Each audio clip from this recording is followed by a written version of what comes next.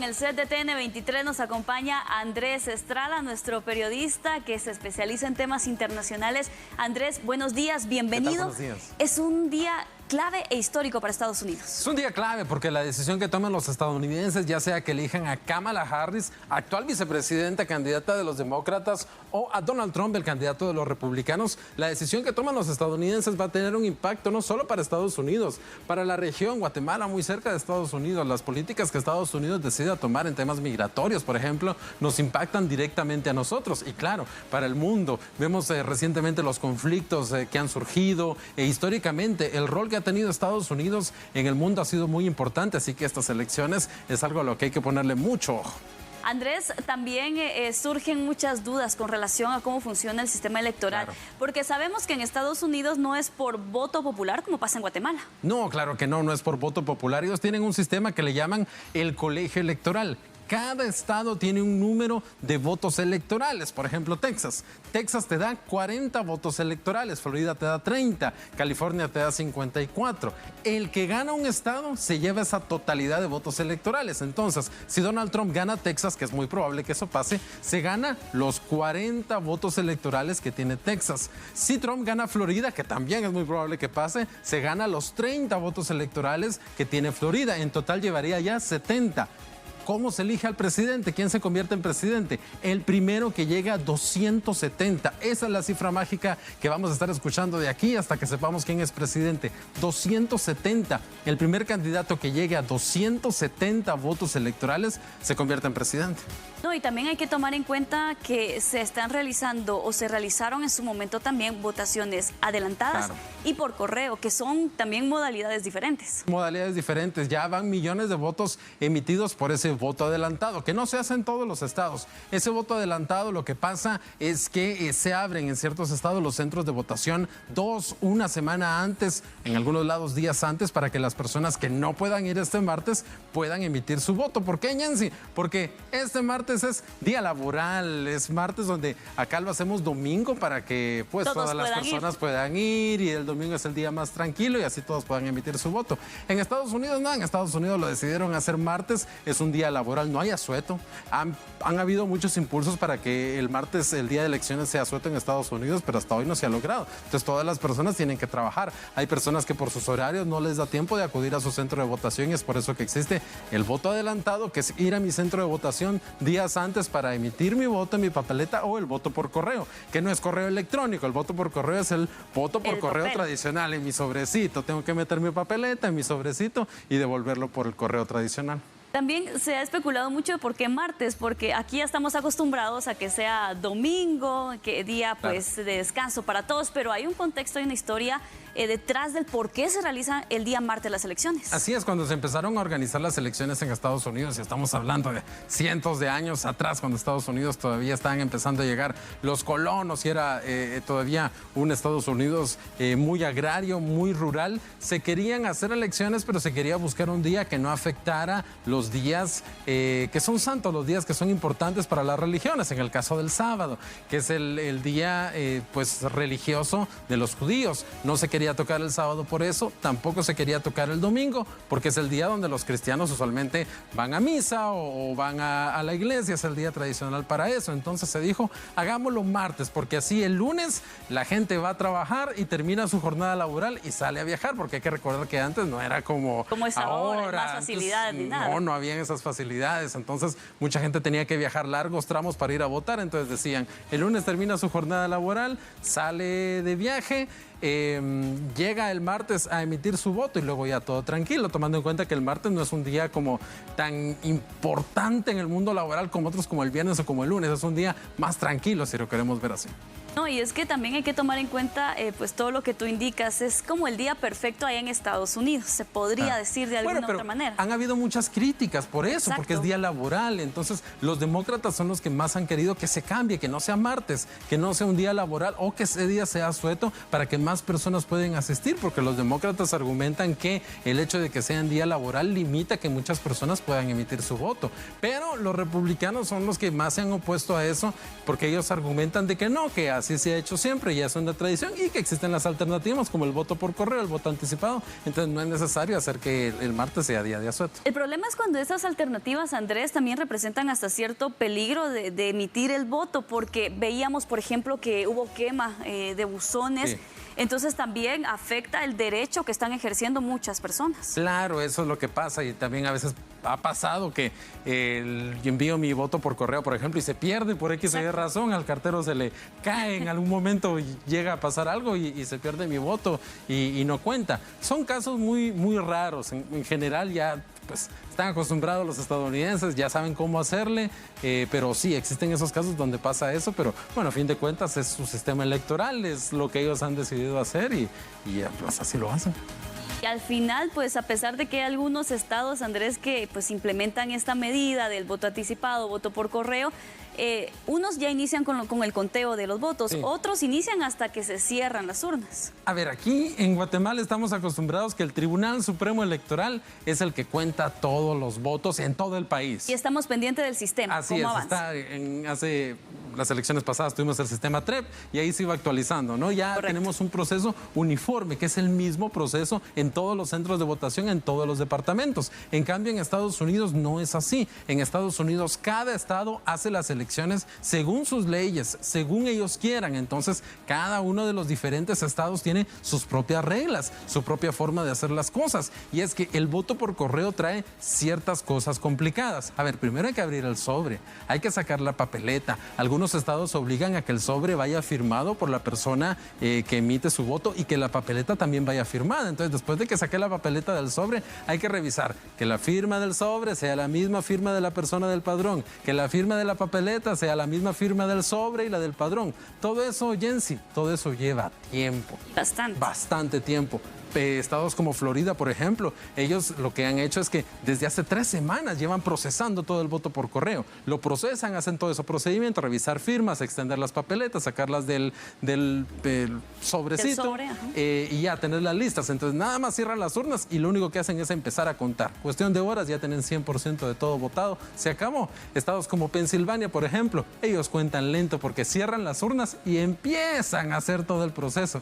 Ellos se tardan días. Escúchame esto. Se tardan hasta semanas en contar el 100% de sus votos, porque no es como acá que, bueno, hasta que los terminemos todos nos vamos, sean 2, 3, 4 de la mañana. No, en Estados Unidos hay estados donde, bueno, son las 12, ya no trabajo, me voy a mi casa, regreso en la mañana a seguir contando. No terminé mi jornada, entonces ahí lo dejamos, me voy a mi casa y sigo contando, así hasta que terminan al 100% de los votos. Y es que, como hablábamos anteriormente, no existe como un órgano específico que centralice los resultados de todos los estados. Es por eso que unos oficializan primero, otros de último, porque obviamente cada quien lleva su proceso para poder contar los votos. Pero ¿qué pasa en este caso? Habría que esperar todos los días que sean necesarios para que se oficialicen los resultados ya a nivel de todos los estados. Sí, así es. A ver, como si lo ponemos en modo chapín, es un chirmol en Estados Unidos, porque cada estado lo hace como quiere, con sus propias reglas, como ellos se les dé la gana. No hay un estándar que diga todos los estados tienen que hacerlo así, no, cada uno lo hace como sea. Cuando ganó Donald Trump por primera vez en 2016, el resultado se supo el otro día, el miércoles en la mañana. El miércoles en la mañana ya sabíamos que Donald Trump iba a ser presidente, porque tuvo una victoria pues bastante sólida. Hace 4 años, cuando ganó Joe Biden, se supo hasta el sábado. Después fueron 4 días los que pasaron de conteo de votos porque estaba demasiado cerrado el voto y había que contar voto por voto. Se tardaron hasta 4 días. Pero aquí tenemos a la persona que está desde California, Ernesto Cornejo. Un gusto estar contigo. ¿Cómo está el ambiente en California? ¿Cómo se ven los centros de votación? ¿Están llenos? ¿Hay bastante afluencia de personas? Ernesto, te escuchamos. Un gusto saludarte, Andrés, y también allá hasta los estudios principales. En efecto, en punto de las 7 de la mañana inició el proceso de votación acá en la costa oeste de los Estados Unidos. Lo que usted mira en sus pantallas es uno de los centros de votación que se han habilitado acá en la ciudad de Los Ángeles, y es que de acuerdo a las autoridades son más de 500 los que se establecieron de última hora. En un principio solo eran 122, pero conforme a la demanda que se ha tenido y también para lograr tener la mayor cercanía de los centros de votación de toda la población que está apta para poder ejercer su sufragio, lo hicieron de última hora. Hemos visto cómo también han llegado desde muy temprano personas procedentes de diferentes partes de acá, de la ciudad de Los Ángeles, para poder ejercer su voto y así decidir este día 5 de noviembre, un día que marcará en la política estadounidense un precedente importante, un hito también.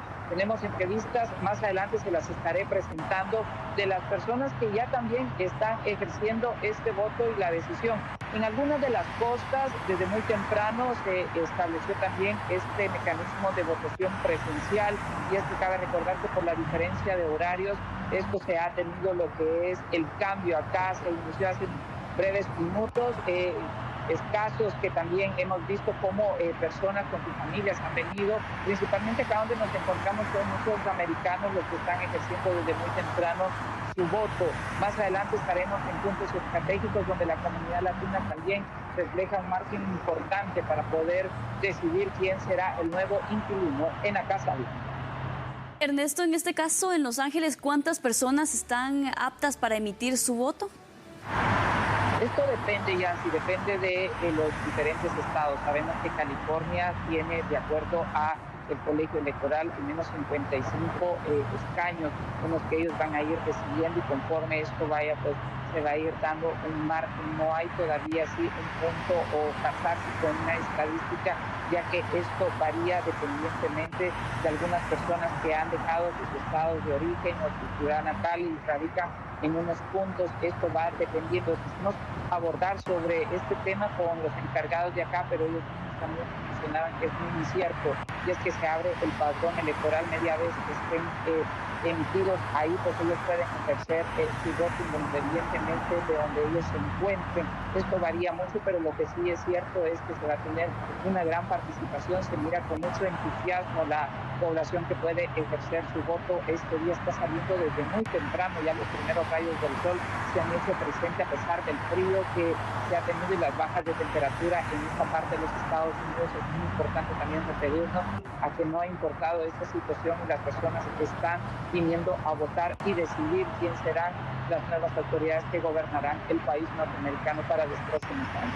Ya lo decías, Ernesto, que sí se está viendo bastante emoción en California por estas elecciones. A ver, en los centros de votación a los cuales has asistido, ¿has visto bastante afluencia de personas latinas? Y más o menos, ¿a qué horas cierran las urnas y cuándo podremos saber los resultados? ¿Cuenta rápido California votos o cuentan lento?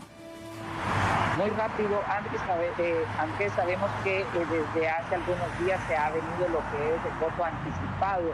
¿Qué significa esto? El voto presencial más esta modalidad hace que el sistema de conteos de votos sea aún más rápido, no así el envío del voto por correo. Este se va a tardar aún más. ¿A qué hora se cierra? Se cierra en punto de las 7 de la noche, hora local acá en la costa oeste. Cuando acá se estén cerrando, ya en algunos estados se van a ir conociendo los primeros resultados, como por ejemplo en Washington, en Nueva York, en Pensilvania, estados que abrieron desde muy temprano con 3 horas de anticipación de la hora local que nosotros tenemos acá. Que California será uno de los estados que irán mandando su estadística conforme pasen las horas, de acuerdo a lo que ha mencionado el colegio electoral y también todas las autoridades. En punto de la medianoche se podría ir teniendo ya como una definición no exacta, pero más o menos un margen de quién podría ser la persona que estaría ocupando este cargo acá en el país. Muy bien, Ernesto, muchas gracias por la información. Más adelante nos enlazaremos nuevamente contigo para conocer detalles acerca de cómo avanzan las elecciones allá en California. Precisamente, Andrés, hay muchos temas que llaman la atención en todo este contexto político que se está viviendo en los Estados Unidos. Claro. Y hablemos ahora del voto migrante. Voto migrante, sí. Es un tema complejo porque bueno, se menciona de que los migrantes que tienen ya su estatus, tienen ya pues de alguna u otra manera ese respaldo legal de permanecer en Estados Unidos, se estarían inclinando más por Donald Trump. Pero ¿qué pasa también en el tema de Kamala Harris? ¿Qué cambiaría, por ejemplo, en el tema migratorio si ella llegara a ganar la presidencia? A ver, primero hay que tomar en cuenta que los migrantes que están indocumentados en Estados Unidos no pueden votar. es prohibido, es penado por la ley si los inmigrantes que no tienen sus documentos van a votar en Estados Unidos. Y la mayoría no lo hace porque es arriesgarse hay que poner su nombre, hay que poner la firma, exacto, hay cámaras de seguridad, entonces es arriesgarse a que puedan detectar que soy una persona que no tengo documentos y después salga deportado. Ya han habido casos, han existido muy pocos casos donde sí han deportado a las personas solo por votar de forma ilegal, porque está prohibido. ¿Qué pasa con el voto migrante? Los migrantes que ya están naturalizados en Estados Unidos, que tienen su ciudadanía estadounidense, ellos sí pueden votar. Y ha habido un crecimiento entre el apoyo de los latinos hacia Donald Trump, como muy bien los decías, en comparación con lo que pasaba en años pasados. A ver, la mayoría de latinos sigue votando por los demócratas, en este caso por Kamala Harris, la gran mayoría. Pero ese porcentaje de latinos que se están yendo hacia los republicanos, que se están yendo hacia Trump, está creciendo. Muchos factores están pasando por eso. Llama la atención porque la campaña de Donald Trump ha sido muy dura en el tema migrante. Veíamos los comentarios que hacía un comediante en este evento de campaña de Nueva York de Donald Trump, donde comparaba a Puerto Rico con una isla de basura. El mismo Donald Trump, por ejemplo, ha dicho que los migrantes envenenan la sangre de los Estados Unidos. Ha dicho que los migrantes son una carga para Estados Unidos. Ha prometido deportaciones masivas para todos los migrantes. Ha hablado incluso de deportar a migrantes que están en Estados Unidos con una visa de estudio. Incluso han hablado gente alrededor de Donald Trump de prohibir las visas de trabajo, por ejemplo. Esas son parte de las promesas que ha dicho la campaña de Donald Trump. Entonces, ¿por qué los latinos están apoyando a Trump en mayor número que en años anteriores? Y es porque muchos de los migrantes que ya están residentes en Estados Unidos consideran que esos ataques a los migrantes no son hacia ellos, no son para ellos, son para los demás, son para los que vienen, no son para mí. Y hay muchos temas conservadores que hablan los republicanos, por ejemplo, el aborto, los derechos de las personas de la diversidad sexual, que muchos latinos están de acuerdo con la visión de los conservadores, de prohibir el aborto, por ejemplo, o que la religión tenga un lugar prominente en la política. Eso es algo que Donald Trump y los republicanos impulsan mucho y muchos latinos están de acuerdo con eso. Entonces, deciden votar por Donald Trump por esos temas, a pesar de la retórica antimigrante que ha tenido Donald Trump y los republicanos, que es una retórica antimigrante muy fuerte. Podría decirse que en el tema del voto latino la balanza se inclina más hacia Donald Trump, pero Kamala Harris podría ganar campo, por ejemplo, en el tema de las mujeres que emitan su voto. A ver, la mayoría de los latinos vota por demócratas, la mayoría de los latinos votará por Kamala Harris. La diferencia está en qué porcentaje. Ahí es donde Kamala Harris puede tener problemas, lo hablamos anteriormente. Kamala Harris necesita al menos el 60% del voto latino. Cuando ganó Joe Biden hace 4 años, Joe Biden obtuvo el 64% del voto latino. Las encuestas dicen que Kamala Harris está obteniendo más o menos entre el 55 y el 57% del voto latino. Eso es demasiado bajo. Si Kamala Harris obtiene esas bajas cifras del voto latino, eso es un problema para ella. Kamala Harris necesita del 60% para arriba del voto latino para poder ganar estas elecciones. Así que ese es un problema para la campaña si es que los latinos no la apoyan como apoyaron otros candidatos, como lo esperarían, como lo apoyaron otros demócratas anteriormente. Andrés, muy interesante. Vamos a seguir conversando contigo más adelante. Por el momento vamos a tener más información, pero que ahora surge en el plano nacional. Por favor, no pierdas sintonía de TN23.